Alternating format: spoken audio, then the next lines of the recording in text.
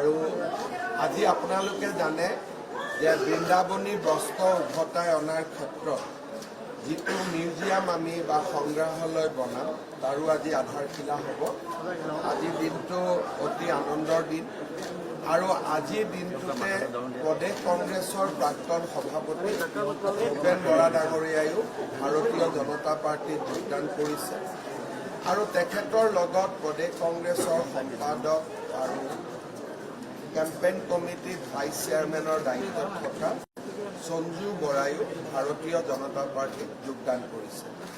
মই ভূপেন বৰা ডাঙৰীয়াক ভাৰতীয় জনতা পাৰ্টীলৈ আদৰণি জনাইছোঁ। আজিৰে পৰা কংগ্ৰেছৰ পৰিচয় সম্পূৰ্ণভাৱে নোহোৱা হ'ল। এতিয়া আমি এজন বিজেপি গৌৰৱী কাৰ্যকৰ্তা হিচাপে বিজেপি শক্তিশালী কৰিবলৈ অসম মাতৃ আৰু ভাৰত মাতৃক শক্তিশালী কৰিবলৈ আমি কাম কৰিম। মই ভূপেন বৰা ডাঙৰীয়াক তেওঁৰ নতুন ৰাজনৈতিক জীৱনৰ বহুত বহুত শুভকামনা জনাইছোঁ। কংগ্ৰেছ এৰি আহিছে, তিক্ততা বহুত থাকিব, কিন্তু তথাপিতো যি আমি এৰি আহিলোঁ তিক্ততা বা দুখ বা মান অপমান যি আছিল আজিৰ পৰা আমি পাহৰি গ'লোঁ। আমি ভাৰতীয় জনতা পাৰ্টীত এটা নতুন ৰাজনৈতিক জীৱন আৰম্ভ কৰিম। আমাৰ দলৰ আদৰ্শ সংস্কাৰ সন্মুখত ৰাখি আমি ভাৰতীয় জনতা পাৰ্টীৰ এজন গৌৰৱী কাৰ্যকৰ্তা হ'বলৈ প্ৰয়াস আৰু প্ৰচেষ্টা কৰিম। মই ভূপেন বৰা ডাঙৰীয়াক পুনৰ এবাৰ শুভকামনা জনাইছোঁ আৰু আমাৰ ভাৰতীয় জনতা পাৰ্টীৰ পৰিয়াল তেখেতৰ লগত একেলগে থাকিব আৰু পৰিয়ালৰ সদস্য এজনৰ আমি যি ধৰণে মৰম আৰু সন্মান আৰু যি ধৰণে আত্মীয়তাৰ মনোভাৱেৰে আমি বিজেপিত থাকোঁ সেই একেই পৰিৱেশ ভূপেন বৰা ডাঙৰীয়ায়ো নিশ্চিতভাৱে লাভ কৰিব।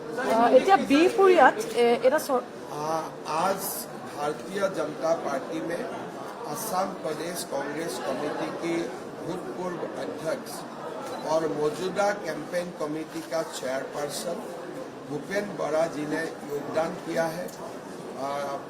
कल भूपेन बरा जी ने माननीय गृह मंत्री अमित शाह जी को भी साक्षात किए थे। भूपेन बरा जी का बहुत बड़ा कांग्रेस में कंट्रीब्यूशन था और कम से कम 33 इयर्स उन्होंने कांग्रेस को सेवा किया था। आज से उनका एक नया जीवन शुरू होगा। भारतीय जनता पार्टी का जो राष्ट्र प्रथम ये नीति को आगे रखते हुए हम लोग एक साथ काम करेंगे और भूपेन बरा जी को भी मैं उनका नया राजनीतिक जीवन के लिए शुभकामनाएं। ভাৰতীয় জনতা পাৰ্টি কোনো কাৰ্যকৰ্তাই কাকোলৈ প্ৰতিবাদ নকৰে। এইটো আমাৰ দলৰ এটা সংস্কাৰ।